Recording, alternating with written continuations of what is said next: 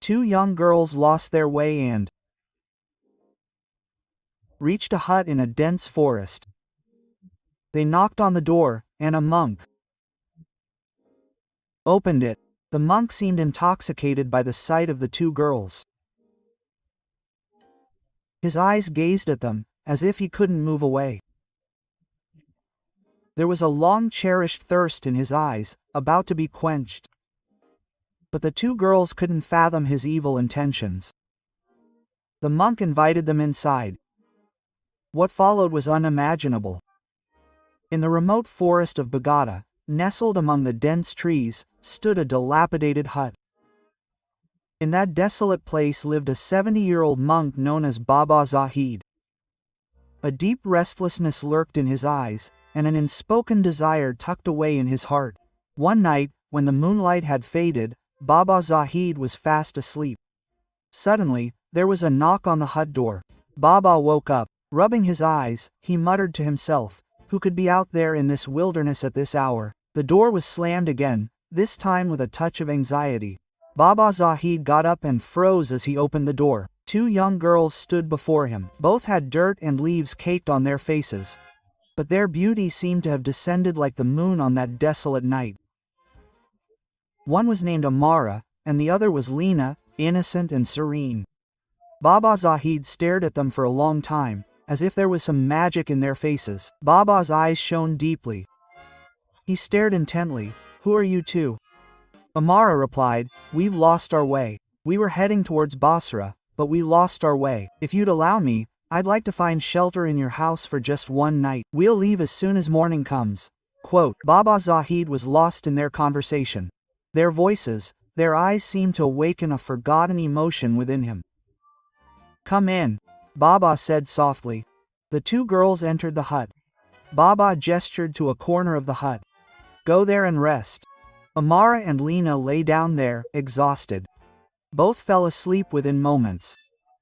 But the silence of the night was beginning to deepen. Towards the end of the day, Lena's eyes opened with a soft noise. She saw Baba Zahid standing at her bedside. A strange glint in his eyes and a clear smile on his face. Baba said nothing. "I just thought you might be feeling cold, so I'll give you a blanket." Lena took the blanket and said angrily, "Let us sleep now. We have to leave early in the morning." Quote, Baba went back to his place and lay down, but his eyes were still fixed on them. In the morning, Amara and Lena got up and said to Baba, "We want to leave now. Have you made any arrangements?" Quote, Baba watched them for a while. Then he said, "Basra is far away. The roads are not unsafe. You are young. Don't undertake this dangerous journey alone.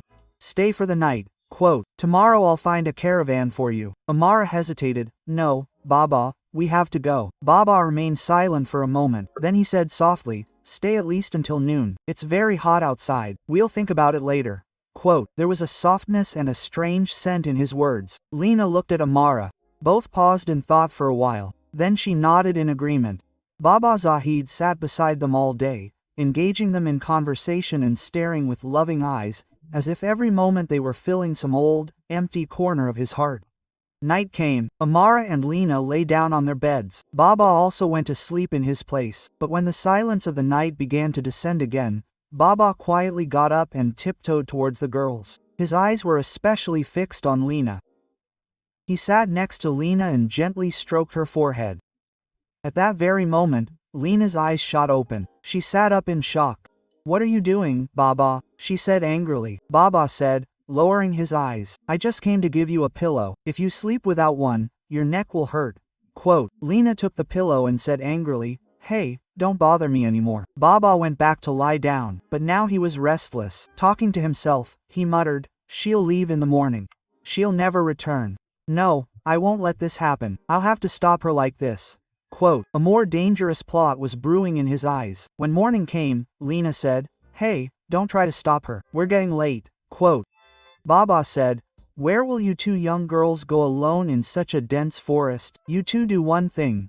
Leave tomorrow morning. A caravan will leave from here tomorrow. Then you two can go with the caravan." Quote, when Baba Zahid mentioned the caravan, Amara and Lena felt some relief. "Let's leave tomorrow," Amara said, looking at Lena. Both nodded. "Okay, we'll stay for tonight." Quote, when Baba Zahid heard this, A strange gleam flashed in his eyes. He muttered to himself, "This time, I won't let this opportunity slip away." All day, Baba sat at a distance, watching them. The depth of his eyes had darkened even further. Those gazes were no longer merely for watching. There was a suppressed hunger in them, an old thirst. Night began to fall again. Amara and Lena lay down on their beds. Baba also went to his, but sleep eluded him. His eyes were not fixed on the ceiling, but on the corner where the girls were sleeping. His breathing was rapid, and there was a strange flutter in his heart. Slowly, he rose from his bed and stealthily moved toward the corner. He went to Amara first, her eyes closed. Baba sat down beside her and began gently stroking her hair. Amara stirred slightly. Baba was frightened. He was afraid she might wake up. Thinking this, he got up and went to Lena. Now he took Lena's hand in his and gazed at her face for a long time. His eyes were no longer filled with desire, but a strange sense of helplessness and lust. Lena's eyes suddenly shot open. She screamed. Baba immediately put his hand over her mouth. "Don't make a sound, someone will hear." Quote. Then he slowly retreated to his bed and lay down, as if nothing had happened. Lena was trembling. She lay quietly on the bed, but the same question echoed in her mind. Why did this Baba come to me? What does he want? His intentions don't seem right. Quote. The night passed. In the morning, the girls woke up and went to Baba Zahid. Has the convoy arrived? Amara asked. Baba looked into their eyes for a moment, then softly said, "No. It hasn't arrived yet." Amara and Lena were both shocked. "But you said you'd come this morning," Lena said. Baba cleared his throat and said, "Yes, he was supposed to come. Maybe he'll come by evening." Quote. The two girls exchanged glances, worry evident on their faces. "Okay, we'll stay until evening," Amara said. Baba nodded and said nothing. Now he was sitting in the courtyard of the hut, watching them from a distance, like a hunter stalking his prey. Lena whispered to Amara, "His gaze is strange. I'm starting to get scared." Quote. Amara nodded in agreement. "Yes, you're right. We shouldn't stay here any longer," Lena said softly. "Last night he came near me, trying to touch me." Amara was horrified. "He did the same to me." Lena simply said, "We won't stay tonight under any circumstances. Whether the caravan comes or not, we'll leave." Quote. It was evening. Before the girls could go to Baba, Baba himself came to them. "Look," he said, "the caravan might arrive in the morning. I thought I'd tell him myself. They have a lot of luggage. So we'll move slowly. So I'll stay for the night." Quote. Baba said, "This time we're angry." "No, Baba, no more. We're leaving now, whether the caravan comes or not." Quote. Baba came a little closer. "It's almost nightfall. You two are young girls. Where will you go in this forest? Animals roam here. If any harm comes to us," there was more of a cunning in his voice than a hint of worry. Now both girls were completely convinced. "This Sadhu is no longer our help. He has become our captor." Lena slowly looked at Amara. Amara took a deep breath. Then she said, "We have no other choice. It's just for one night, but make it clear this time. This will be the last night." Amara sternly told Baba Zahid, "Listen, we'll stay tonight. But tomorrow morning, whether the caravan comes or not, we'll leave." Baba Zahid nodded with a slight smile. "Do as you wish." But there was something in that smile that wasn't there before. A hidden undertone, a dark intention. Night had fallen. Amara and Lena were completely alert this time. They lay in the corner of the hut, but sleep eluded them. They whispered softly, "I hope this night passes quickly. Just close your eyes and lie down as if you're fast asleep." Baba Zahid was also on his bed, but one of his eyes was half open. He kept glancing at them, checking to see if they were truly asleep. When he felt the girls no longer stirred, he closed them.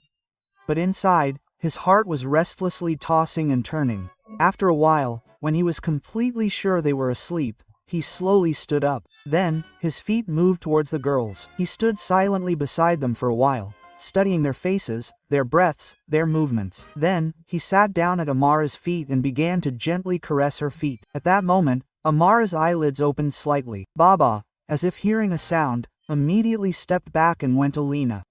He sat down beside her and gently caressed her forehead. Lena turned over and turned her face down in alarm. She said nothing, but her breathing and body movements clearly indicated she was awake. Baba quietly got up and went back to lie down. Uneasiness still rippled through his chest, but his face remained calm, as if nothing had happened. When morning came, Amara and Lena got up and went straight to Baba. Quote, "So, did your convoy arrive? Will you have a new excuse today?" Amara asked sharply. Baba remained silent for a moment, then he said, "No, it hasn't arrived today either." Lena was trembling with anger. "We already knew no convoy was coming," Amara said sharply. "You're stopping us for some other reason. Now we understand everything." He grabbed Lena's hand. "Let's leave here right now." As she started to cross the hut's door, Baba Zahid suddenly appeared in front of her. "You can't leave here," he sternly said. "Get out of the way or we'll scream." Lena warned. Baba said in a calm voice, "There's no one to hear you in this wilderness." Tears and anger flashed in Amara's eyes. "You're our father's age. Have some shame. Have some consideration." Baba's voice grew serious. "He's not what he seems. You're going to Basra looking for him. Who knows, he might be somewhere here." Amara and Lena were shocked. "How do you know we're looking for someone?" Lena asked. Baba lowered his eyes. Quote, "I can't tell you right now, but if you stay here tonight, it will be in your best interest." This time, the girls weren't scared. Instead, they were filled with anger. "Our trick," they muttered again. "What's wrong with an old man? Why are you stopping us again and again?" Baba said again, "Just one more night, and tomorrow morning all your questions will be answered. Maybe you won't need to go to Basra at all." Now, both girls were confused. How does he know who we're looking for? Is he just a monk or something more? But now their trust was completely shattered. Amara pushed Baba hard and, taking Lena's hand, ran out of the hut. Baba ran after them. Quote, "If you leave, everything will be ruined." Her voice trembled. After walking some distance, both girls, exhausted, sat down under a tree. Their breathing was heavy. Their faces were filled with anxiety, but their resolve was now strong. Just then, Baba Zahid approached them from behind, panting. His breath was heavy, but his voice was still low and mysterious. Quote, "I'm telling you for the last time. If you leave now, you'll lose all trace of your past," Baba Zahid said softly but confidently. "Go back tonight.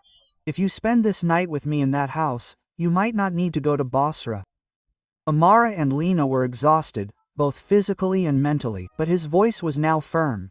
Quote, "If there's something, why don't you tell me clearly?" Amara asked with deep eyes. Baba took a deep breath and said, "I can't tell you right now. If I tell you everything now, it will ruin everything." After a few moments of silence, he said something else. "All I know is that you two are out looking for your husbands." Hearing this, both girls were stunned. Their breath seemed to stop, and they stared at Baba silently. Quote, "Yes," Amara paused and said, "we're looking for our husbands." Lena asked in surprise, "But how do you know all this?" Baba Zahid's eyes were now shining with complete seriousness. "I know everything," he said softly, "but to get answers, you'll have to stay with me in the same hut tonight." Hearing this strange condition, fear crossed the faces of both sisters. They looked at each other, confusion, fear, and suspicion evident on their faces. Amara thought to herself, will he be up to something again this night? Baba still stood there, serious and listless. But his eyes held the same old restlessness. After a moment of thought, Lena said softly, "Okay, let's stay one more night." Amara agreed, but added sternly, "But this will be the last night. If even one word is mispronounced after that, we won't hear anything." A joyful glow filled Baba's eyes. A smile graced his lips, but it wasn't a sense of peace. There was a sense of accomplishment. Quote, "Okay," he said. The three of them walked back to the hut. Amara and Lena were in front, while Baba followed. His gait was no longer hurried, but his gaze was still tinged with excitement. He muttered to himself, "This night has come with so much difficulty. I won't let it go just like that." Night descended. Amara and Lena were even more alert than before. They were lying on the bed, but their eyes were open, paying attention to every sound, every shadow. They were whispering to each other in soft tones. Baba Zahid was lying in his place, but his eyes were still fixed on the same corner. As the night wore on, Baba felt sleep overtake the girls. He slowly got up, first going to Amara. He sat beside her, gently pressing her hand to his chest, and stared at her for a long time. Amara jerked away and turned her face away. Baba then moved to the other side, to Lena. He sat beside her, staring at her for a long time, and then gave her a soft kiss on the forehead. Lena was startled. She turned over, her face down, but said nothing. Papa quietly got up and went back to his bed. When the first rays of dawn filtered through the walls of the hut, Amara and Lena were still awake. Their faces were not sleepy, but fear and anxiety. This time, they didn't ask any questions, didn't bid farewell. They simply got up and silently began to leave. As they crossed the hut's door, Lena's eyes fell on a figure sitting in a corner. There was someone there, a young man with a calm, radiant face, clean and pure attire, but his face was turned away. Amara also froze. Both of them, in shocked and trembling voices, said to each other, "Who is this?" Lena slowly moved toward the young man sitting in the corner of the hut. White, radiant clothes, a bright face, but still turned away. Quote, "Who are you?" she asked in a trembling voice. The young man slowly turned his face toward them. The next moment, the ground beneath both Amara and Lena's feet shifted. Quote, "Oh God," Amara cried. "This is our husband." They both ran and embraced him, tears flowing from their eyes like waterfalls. That moment was nothing short of a miracle. Quote, "How are you here? Are we dreaming?" Lena asked tremblingly. The young man held her in his arms and whispered, "No, this isn't a dream, it's reality. I'm back." Their joy knew no bounds. Amara asked, "But where were you? And how did you end up in this Baba Zahid's hut? That doesn't seem right to us at all. Do you know him?" There was no mystery in the young man's eyes now, only relief. He said softly, "First, call Baba Zahid. See where he is." Amara and Lena searched every corner of the hut, but he was nowhere to be found, neither inside nor outside. They returned and said, "He's gone. It's as if he vanished into thin air." The young man took a deep breath and said, "Where did the saint go? You'll figure it out yourself. But before that, wouldn't you like to know where I've been all these years?" Both sisters nodded in unison. Tell me everything." Now the biggest curtain of the story was about to rise. The young man began to speak. Quote, "I still remember that day. I left home for the market. On the way, I met an old man and a very beautiful girl. The old man looked exactly like Baba Zahid. Quote, Gun, he said, and the girl was so charming, as if she were from another world," the young man said. There was still a hint of surprise in his voice. I jokingly said, "Why did such a beautiful girl marry this old man? You should be with a young man," but I didn't. That girl wasn't human. She had some natural secret hidden in her. Quote, Amara and Lena were now listening with bated breath. She looked at me, muttered something, and blew on me. The next moment, I was transformed into the same old man. My identity was erased, and my face became his. Then she said, "This is your punishment. Now you will remain like this in this hut for the rest of your life." Quote, but she also held out hope. She said, "If the two people you love reach this deserted place searching for you and spend time with you without recognizing you, then you will be able to return to your true self." He paused, then said, "But there was one more condition. I could never reveal my identity myself." Lena's voice was trembling now. "So, was that Baba Zahid you?" The young man bowed his head and said softly, "Yes, it was me, the same Baba Zahid you thought was a saint." Hearing this, Amara and Lena burst into tears. Embracing him, she said, "Oh, forgive me, we just couldn't recognize you." Quote, the young man smiled and placed his hand on her head. "It's not your fault. You didn't know who I was. Your heart was true, your intentions were pure, and that truth alone will break my punishment." Quote,